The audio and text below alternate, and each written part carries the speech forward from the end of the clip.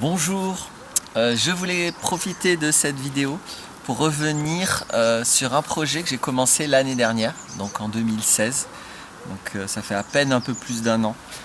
C'était vraiment tout début 2016 que j'ai initié ce que j'ai appelé le mécénat des entretiens, des entretiens maïeutiques. Je vais en profiter à la fois pour faire un bilan après une année de ce projet.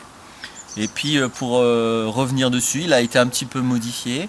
Et pour à la fois le réexpliquer et surtout peut-être je vais commencer en détaillant davantage ce qui m'a amené à ça. Raconter un petit peu toute l'histoire de ce projet. Donc l'intention de base du projet, c'est de faire ce que je fais depuis 13 ans maintenant, c'est-à-dire aider les humains avec une approche qui est alternative à tout ce qui est thérapie. Les thérapies durent un peu longtemps, elles peuvent coûter assez cher. Donc ce que je fais, ça se rapproche plus de ce qu'on appelle maintenant la permaculture humaine. Je vais détailler un peu tout ça. Et donc c'est plus rapide, c'est beaucoup moins cher. Et avec cette initiative, c'est encore moins cher puisque l'idée c'est de faire un peu comme une sécu volontaire. C'est-à-dire qu'il y a des mécènes, donc des personnes qui me donnent de l'argent, de la monnaie, pour que je puisse, moi, aider d'autres personnes à des prix très peu chers pour ce genre de service. Alors, donc d'abord, je vais revenir un petit peu sur ce qui m'a amené à faire tout ça. Et puis après, je vais faire le bilan de cette année pour toutes les personnes que ça intéresse. Donc les personnes qui peuvent être intéressées par cette vidéo, c'est à la fois les personnes qui veulent aider à aider, et des personnes qui veulent être aidées à petit prix. Dans les deux cas, cette vidéo peut vous intéresser, sachant que vous pouvez être les deux. Hein. Dans les mécènes de ce projet, il y a des personnes qui ont été aidées et qui, dès qu'elles peuvent, sont aussi mécènes. Alors,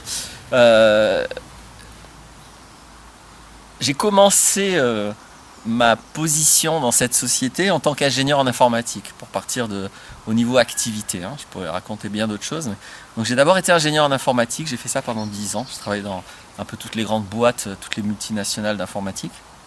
Étant donné que je n'y ai trouvé aucune éthique, et que pour moi c'est très très important l'éthique, j'ai souhaité ne plus donner mon temps à ce milieu-là. Et du coup, j'ai fait une formation de psychothérapeute et d'art thérapeute. Donc en France, c'est très particulier, le domaine des psys, parce qu'en fait, on est très très axé sur Freud, ce qui est à peu près unique, je crois. Hein. On m'a dit que l'Argentine est un peu comme ça aussi. Mais sinon, dans le monde entier, Freud est dépassé depuis très longtemps. Mais en France, c'est la seule chose qui est enseignée dans les universités. Donc si vous voulez faire de la psy, en général, et que vous n'avez pas trop envie d'être dans l'axe freudien, il n'y a que des écoles privées. Donc moi j'ai fait une formation de psychothérapeute dans un cadre européen. Le cadre ça s'appelle l'EAP, European Association for Psychotherapy, je crois que c'est comme ça qu'on dit. Donc qui est un cas très rigoureux, j'ai oublié les chiffres, hein, il y a des dizaines de milliers, peut-être des centaines de psychothérapeutes qui se rassemblent pour définir à la fois un cadre de formation et un cadre de ce qu'est une psychothérapie éthique. Donc moi j'ai suivi une psychothérapie, parce que c'était obligatoire dans mon cursus, ce qui n'est par exemple pas du tout obligatoire quand on est psychiatre ou quand on est psychologue. Et donc dans ma formation c'était obligatoire de faire une psychothérapie pendant les 4 années de la formation. Et j'ai suivi aussi donc une formation de psychothérapeute dans ce cadre-là, et une autre qui a duré 4 ans, et une autre formation de art thérapeute. Et c'était dans l'axe dit humaniste. Donc l'acte humaniste, c'est l'approche qui considère qu'un humain, je le dis grossièrement, je fais très simple, mais le plus simple qu'on peut exprimer sur cette approche, donc qui est très large, hein, qui contient beaucoup de méthodes et beaucoup d'approches, de sous-approches différentes, mais c'est ce qui considère que l'humain se suffit à lui-même, et pour aider un tel humain, il suffit de le reconnecter à ce qu'il est en tant qu'humain, c'est tout. Et après, il fonctionne. Donc il y a des grands noms, il y a des grands trucs. C'est pas le but de cette vidéo de faire la promotion de ça, d'autant moins que donc ça c'est ma formation, mais je n'ai pas souhaité poursuivre dans cet axe-là. Tout ce qui est thérapie en tout cas psychothérapie, ça se base sur ce qu'on appelle la relation transférentielle. C'est-à-dire que le thérapeute s'appuie sur le fait qu'un aidant, quand il est dans une relation avec quelqu'un qui l'aide, va en général déclencher, je peux le dire comme ça, là encore, je schématise, des mécanismes inconscients qui créent un transfert de la personne aidée sur lui. Et ce transfert est supposé être très utile à suivre pendant des années jusqu'à que la personne sorte de ça et du coup on suppose qu'elle a gagné en maturité, elle a gagné en évolution. Je simplifie beaucoup, c'est pas aussi simple, mais voilà. Le problème de cette notion transférentielle, c'est la dépendance que ça crée. Donc ça va créer une dépendance entre l'aidant et l'aidé. Et ça pour moi, c'était pas acceptable. Je le respecte, je respecte tous les psys qui font ça, tous les gens qui vont faire des approches comme ça. Mais pour moi-même, j'avais pas du tout envie d'être dans cet axe. Je pensais qu'on pouvait aider les gens plus rapidement que ce que font ces approches transférentielles. Et donc, j'ai découvert un outil, c'est ça qui m'a permis de vraiment fonder ma façon d'aider les gens. J'ai découvert un outil que j'appelle l'échelle émotionnelle, qui permet de partir d'une émotion et d'aller à l'origine de l'origine de l'origine. C'est ça mon axe à moi, d'aller vraiment à l'origine des choses, donc à l'origine de cette émotion. Et puis je ne vais pas là encore rentrer dans le détail, si ça vous intéresse, il y a une vidéo qui décrit bien l'échelle émotionnelle, qui décrit bien l'intelligence émotionnelle que ça implique. Si vous tapez Laurent Martinez, échelle émotionnelle, Laurent Martinez, intelligence émotionnelle, vous allez avoir les explications détaillées de cette approche.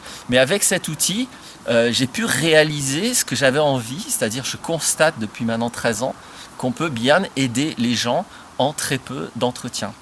Alors, j'appelle ça du coup des entretiens maïeutiques, puisque c'est pas de la thérapie. C'est pas du tout dans le même axe, parce qu'en fait c'est une transmission d'outils d'autonomie. Donc on est plus dans ce qu'on appelle de plus en plus la permaculture humaine. La permaculture, c'est à la base rien à voir avec l'aide des gens. La permaculture, c'est, je ne sais pas si vous le voyez un petit peu, il y a un peu de permaculture derrière, assez humble. Mais la permaculture, c'est le fait d'entretenir des phénomènes les plus naturels possibles pour cultiver des légumes, des fruits, de la nourriture pour les humains. Et on se rend compte qu'en respectant au mieux le fonctionnement de la nature, on a à la fois les résultats les plus intéressants, pas forcément que en productivité, mais même en productivité c'est très intéressant, mais surtout sur le plan de l'harmonie avec l'environnement. Parce qu'au lieu de détruire l'environnement, on l'enrichit ou en tout cas on l'entretient dans sa nature.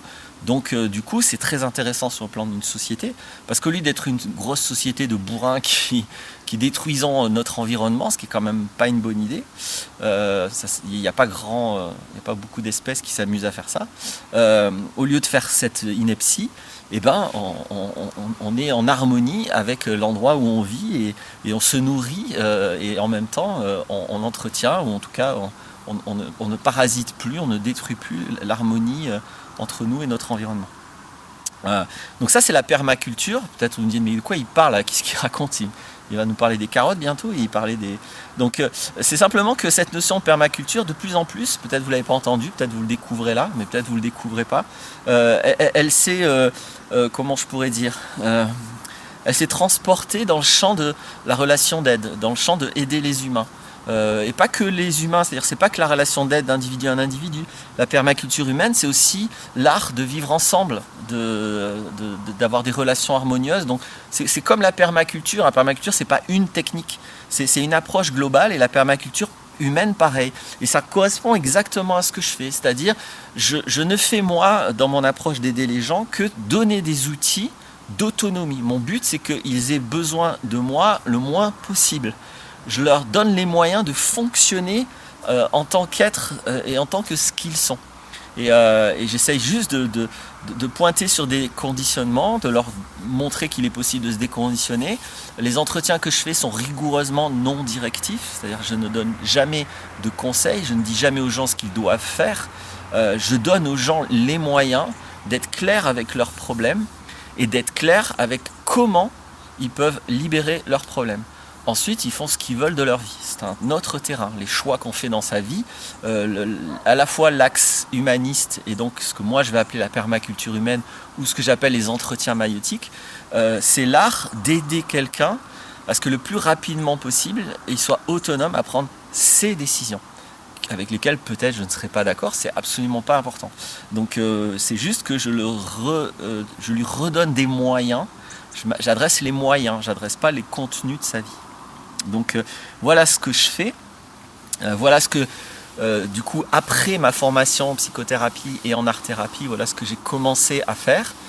Ça fait maintenant 13 ans, je constate que ça fonctionne, donc je peux faire ça, donc je peux aider les gens dans des entretiens individuels, dans des causeries, dans des stages, même dans des conférences ou même dans des vidéos, parce que là, dans toutes les vidéos que je fais, des fois j'ai des retours de gens qui ont vraiment utilisé les vidéos pour transformer des choses. Donc la transmission d'outils, ça peut être aussi simple que faire une vidéo comme ça. Ça peut être bien sûr un entretien beaucoup plus entretenu, beaucoup plus détaillé, beaucoup plus précis. Les entretiens que je fais, ils durent 2 heures.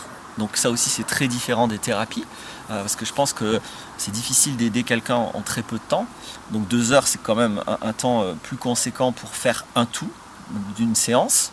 Et puis la personne est intégralement libre de la fréquence des entretiens et du nombre des entretiens. Et je le redis, souvent ça tourne autour de 2, 3, 4. Ça peut être un peu plus, ça peut être même un seul, ça arrive. Mais voilà. Mon rôle n'est pas d'être un parent de substitution et donc de tenir par la main la personne jusqu'à qu'elle ait réglé ses problèmes. Mon rôle n'est pas de régler les problèmes de la personne. Mon rôle, encore une fois, c'est d'aider la personne à être claire avec sa situation, avec ce qu'elle veut, elle, pas ce que moi je voudrais pour elle, avec comment elle peut passer de sa situation actuelle à la situation qu'elle désire, et de transmettre des outils pour faire tout ça. Voilà, mon rôle s'arrête là. Donc une fois que la personne est claire, moi j'ai plus besoin d'intervenir. Après la personne, elle va prendre 3 jours ou 3 ans ou 30 ans si elle veut pour changer, mais tout a été transmis pour qu'elle puisse changer dans le sens qu'elle voulait changer. Donc c'est ça les entretiens maïotiques. C'est ça que je fais depuis 13 ans, un peu plus de 13 ans. Et du coup, l'année dernière, j'ai voulu pouvoir faire ça aussi pour des personnes qui n'ont pas les moyens. Donc un entretien maïotique, ça coûte 60 €. Donc c'est très peu cher aussi comparé à une thérapie, parce que ça revient à 30 € de l'heure. Mais 60 €, ça reste quand même beaucoup pour certaines personnes. Donc j'avais envie, et il y a de plus en plus de personnes qui sont demandeurs et qui n'ont pas les moyens. Même si pareil, hein, c'est 3-4 entretiens aussi, c'est pas pendant des années, mais ça reste quand même pour certaines personnes beaucoup d'argent. Donc je suis ravi depuis 1 an de constater que en disant, voilà, peut-être à vous, à des personnes, en disant s'il vous plaît, si ça vous plaît mon approche, si vous avez envie de m'aider à aider, je sais faire, je pense être très efficace à aider les personnes. On est dans une approche qui est très saine, qui est très éthique.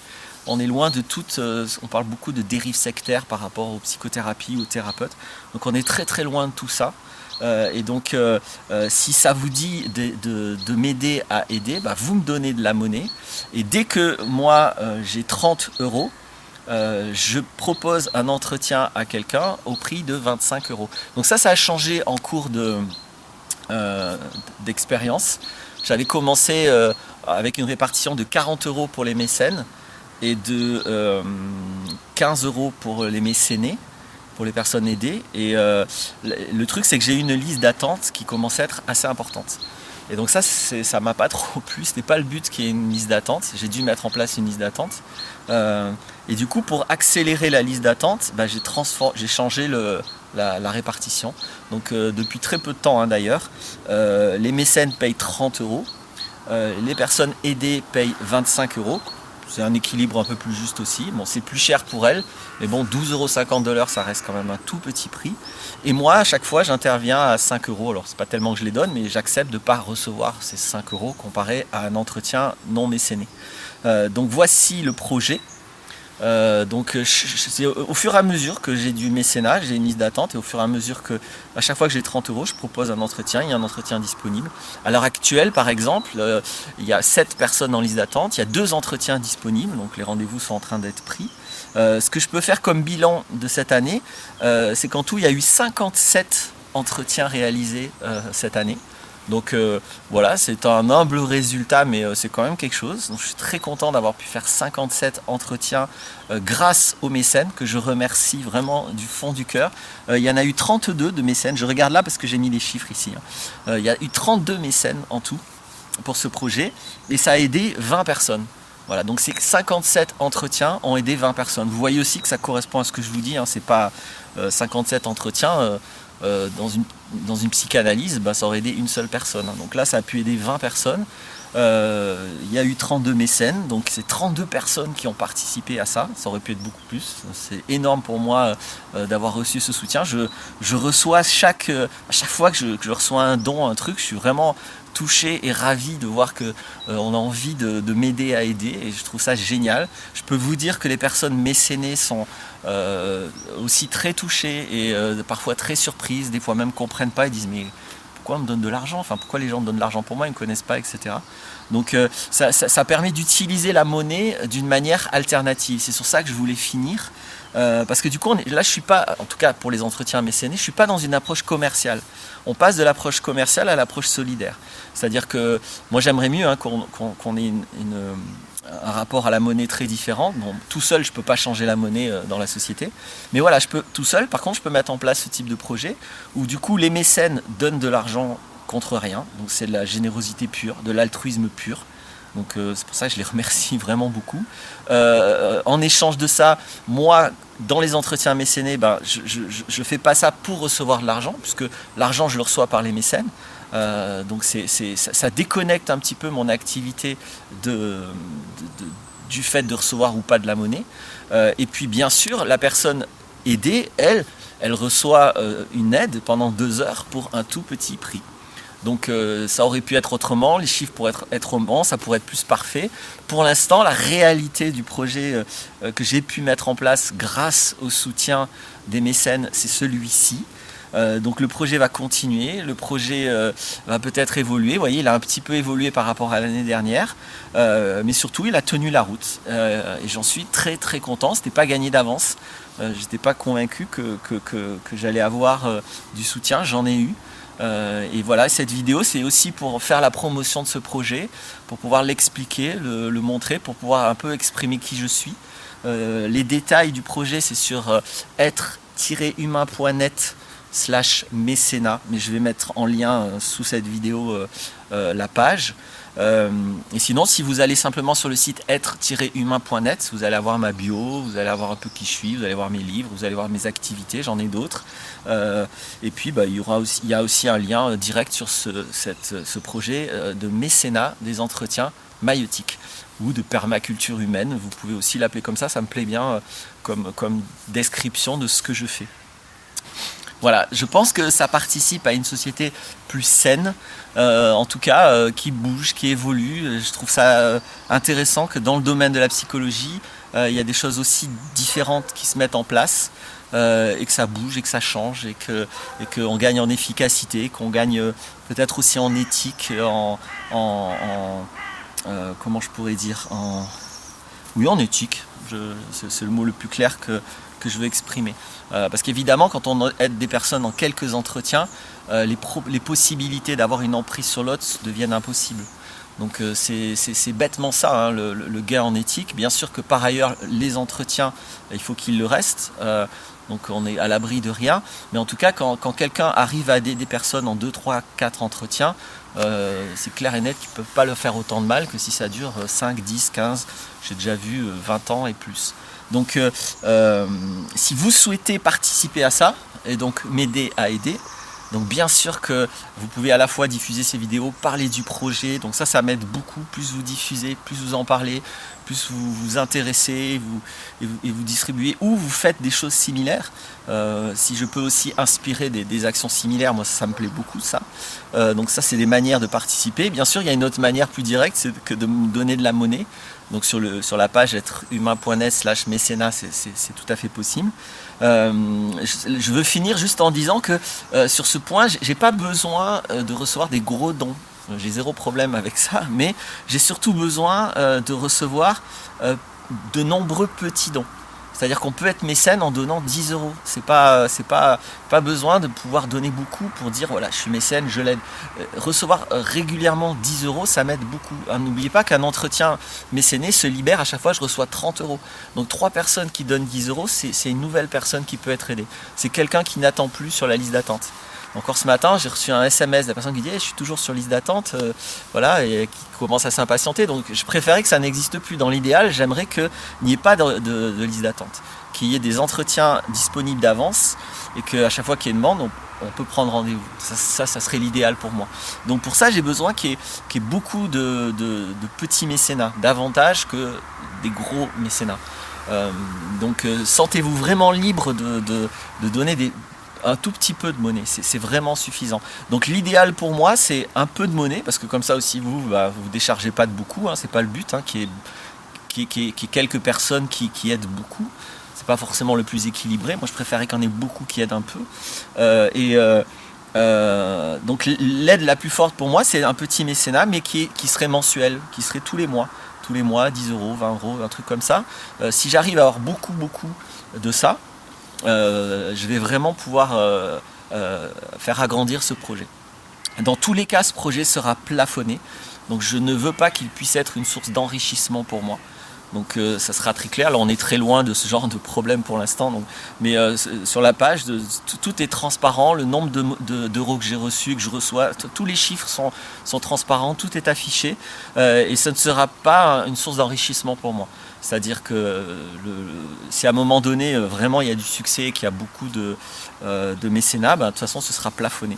Parce que je suis un humain tout seul et je ne peux pas aider, j'ai 24 heures par jour et pas plus, donc je ne peux pas aider plus que ça. Donc quand moi en tant qu'humain tout seul j'atteindrai la limite, ce projet sera plafonné simplement. Voilà.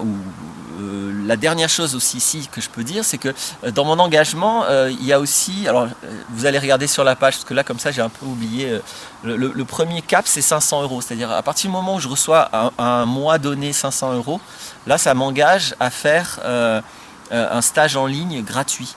Donc un stage c'est une journée où je transmets l'échelle émotionnelle.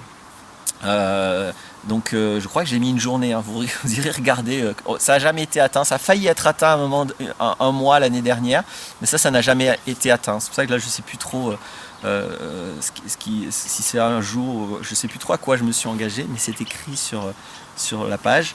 Et puis j'avais mis un autre plafond aussi, je pense pour 2 stages, mais allez voir, mon engagement est explicite. Donc voilà, c'est ça la globalité du projet.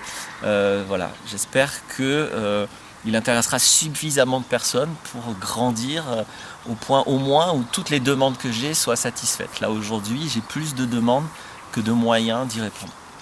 Voilà, je vous remercie beaucoup d'avoir écouté cette vidéo. À bientôt.